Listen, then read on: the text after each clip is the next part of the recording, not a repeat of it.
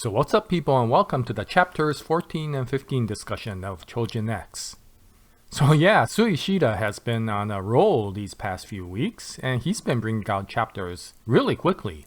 And so I will leave a link to these chapters that's currently being shown on the publisher's official website, Manga Plus, for free to the North American audience. So if you're interested, I would quickly take a look at it, because with the speed at which Sui Ishida is bringing out chapters, these two chapters may not last for too long. But in any case, yeah, chapter 14 and 15, I really like these chapters. And what's interesting is I liked chapter 14 for a different reason than 15. But overall, I liked both of them for the very characteristics of why I like Sui Ishida's work. So in any case, if you recall in chapter 13, the team was still battling Tetsuya Shiozaki now that he was in his uncontrollable rage form.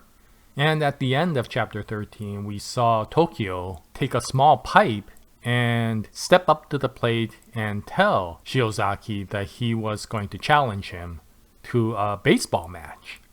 And this was very interesting because it really opens up very much some of the things that we see in chapter 14. So we continue on right at that point. And what we find out is that this isn't just a random act that Tokyo is doing. There are two reasons for him stepping up to the plate.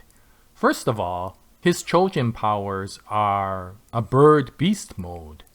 And because of that, he has obtained really strong vision, since birds always have to look for their prey from really high up. And so although he is not a baseball player himself, his Choujin powers have given him the ability to be able to challenge Shiozaki. Now the other reason is because Tokyo was actually a major fan of Shiozaki when Shiozaki was still playing baseball for his high school team. It turns out that Tokyo, because he isn't really not a baseball player, but he is a fan, has always watched Shiozaki's games from the sidelines. And he has loved how Shiozaki has always won the games when he was playing baseball. And so he knows Shiozaki's moves very well, and he has watched Shiozaki throw his special sinker in the past. And so it turns out to be a perfect opportunity because of his experience at how Shiozaki throws and the enhanced physical capabilities that comes from his Choujin powers. So challenging Shiozaki to a match with baseball is appropriate from his perspective.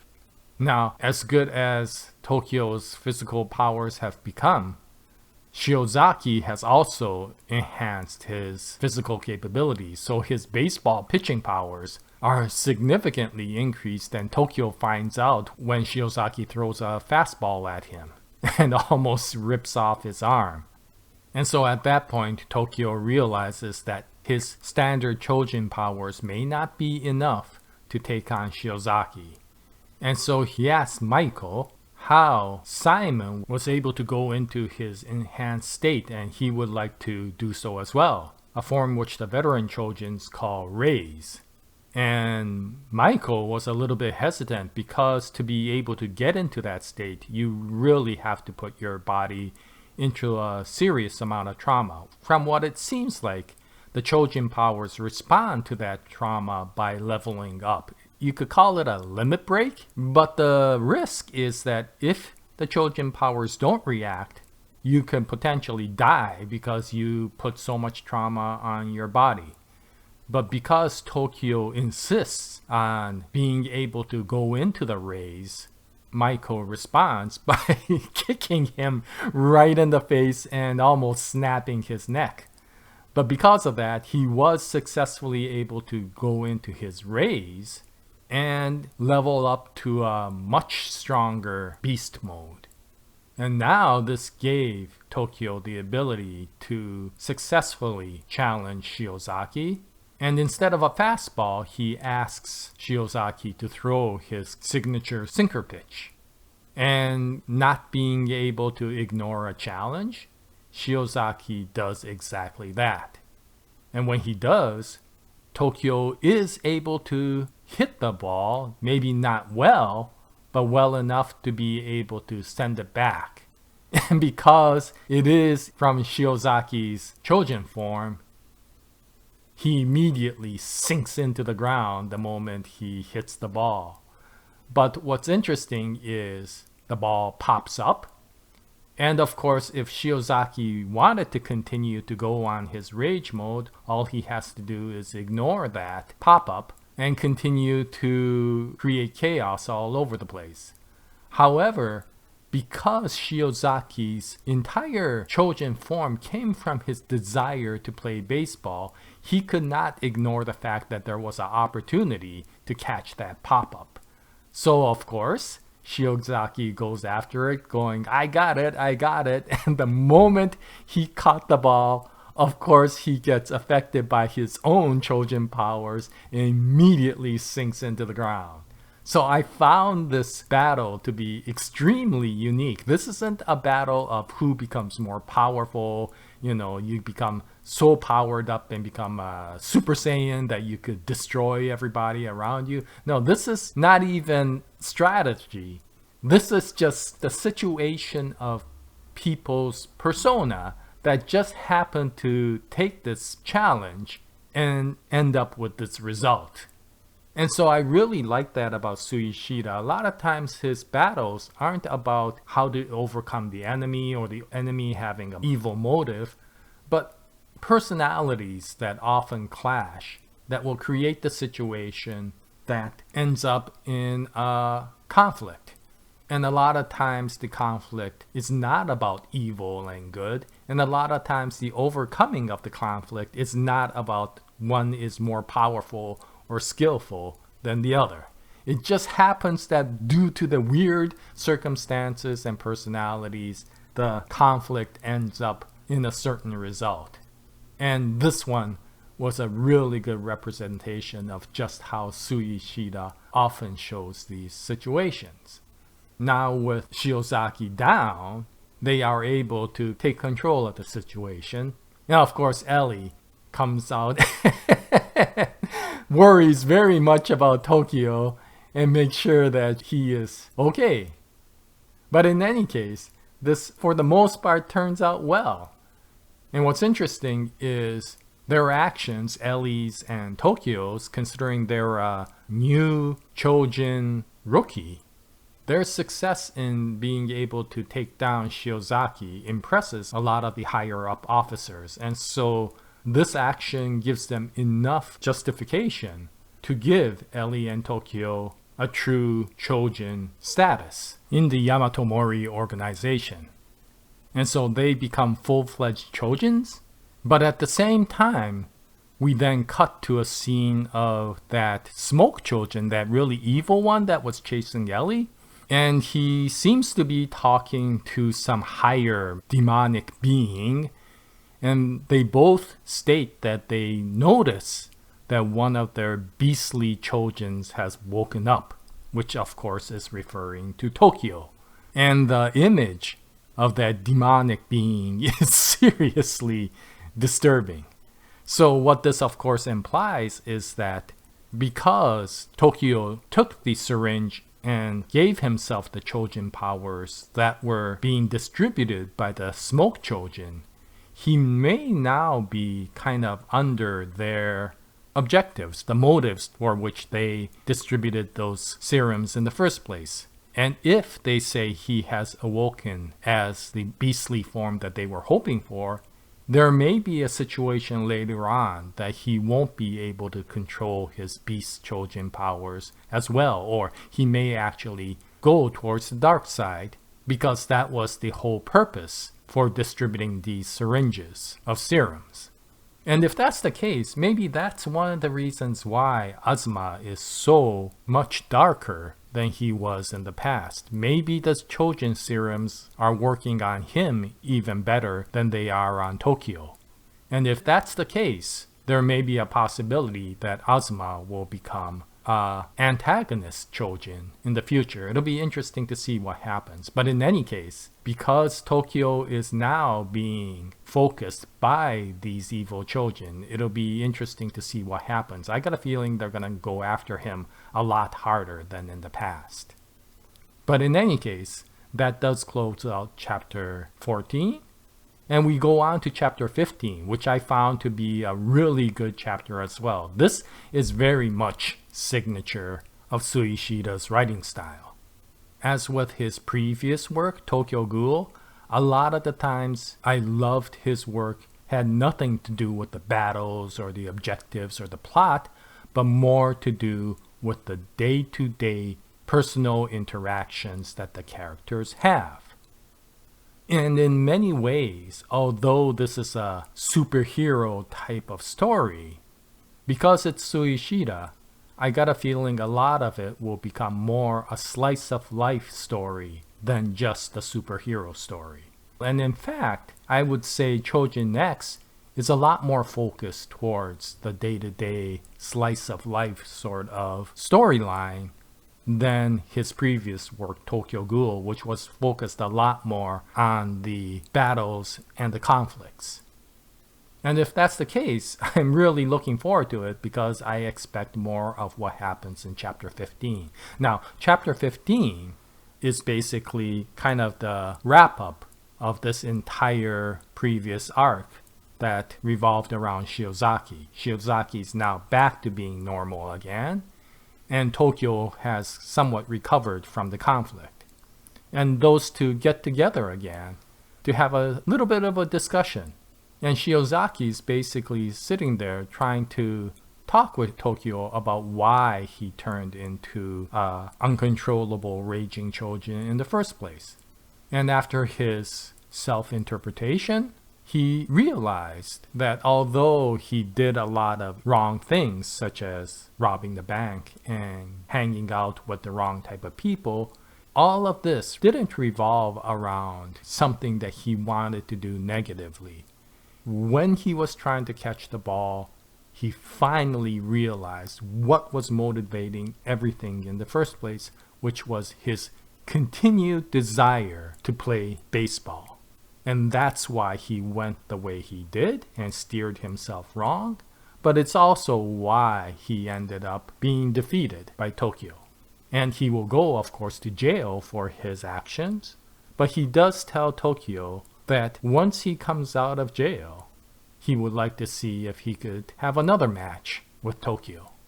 And I found that to be very interesting. This isn't about, again, good versus evil. This is about some character's desire to do something, which in his case was to play baseball, and that desire becoming so strong that somewhere along the way he didn't even realize the things he was doing. And it's a much more relatable mistake sort of situation than a lot of the aggressive motivational situations that other antagonists often show in different series. But in any case, that is done, and everything settles down. Both Tokyo and Ellie get their license for being a registered Choujin with the Yamato Mori. And because Ellie has been so away from her home for such a long time, she decides that she needs to go back. And of course, this saddens Tokyo because he has gotten quite close to Ellie. And of course, they promise to stay in touch. And after Ellie leaves, Tokyo has a long conversation with Sandek, his instructor. And this discussion I found to be very interesting. Because if you recall, Sandek asked Tokyo what was his dream, what motivates him, during the initial interview several chapters back. But this time, Tokyo asked Sandek that exact same question. And the answer that Sandek comes back with is a very interesting one. Initially, it almost sounds like your typical superhero response. But it takes it in a little bit of a twist, which I enjoyed a lot. He says that with all these Choujins that are appearing, there is a lot more people now out there with these superpowers. And if one steers wrong, and goes down the wrong direction, then it could destroy a lot of the other people's lifestyles. And what I found that was interesting about this as a twist is he does give the with the great strength comes great responsibilities, but he says it in a different way. He says, with the great strength, there is a potential for becoming extremely destructive. And it's kind of an interesting manner in that he's saying, as a norm, if people get this sort of power, they're not going to typically go, oh, I got to be responsible and become a superhero.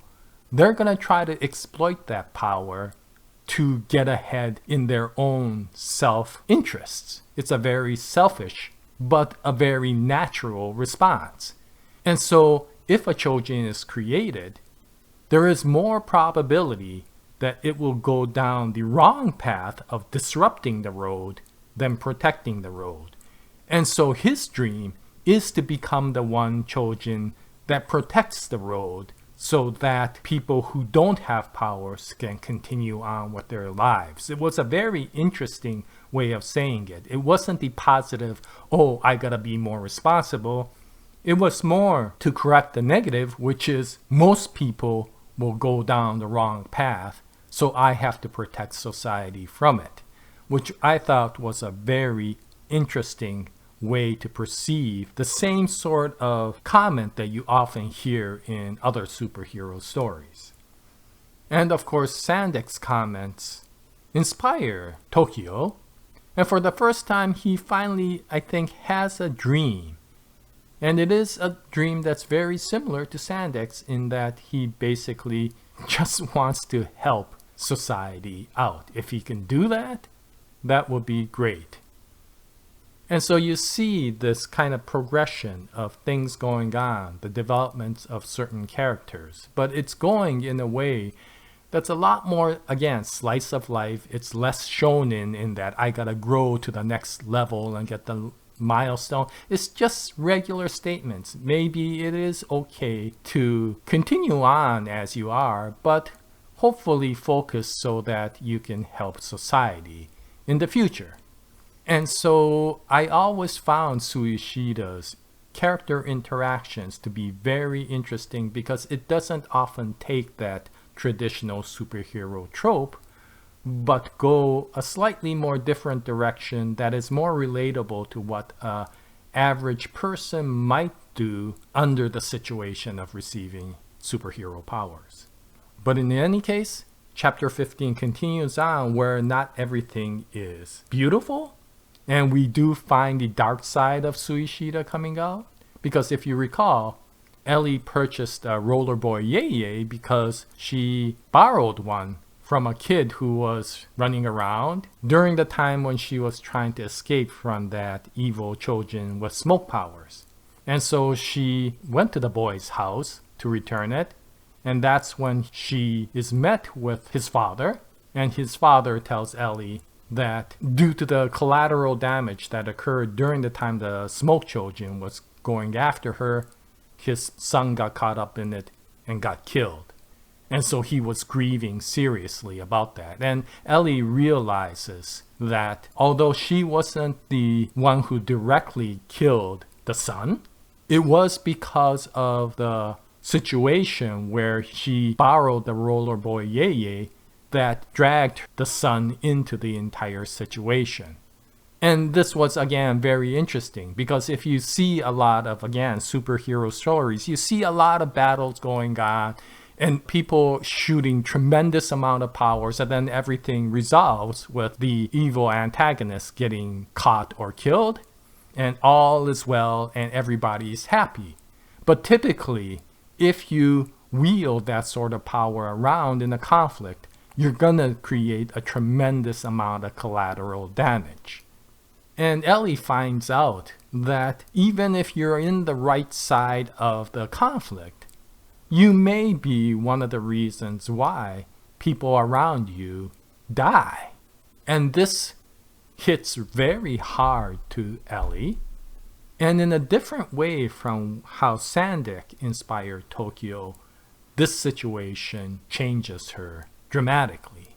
And what Tokyo finds out the next day is that Ellie not only remained in Tokyo, but she came into the same high school and the same class that Tokyo is in. And of course, this surprises Tokyo and asks Ellie, what happened?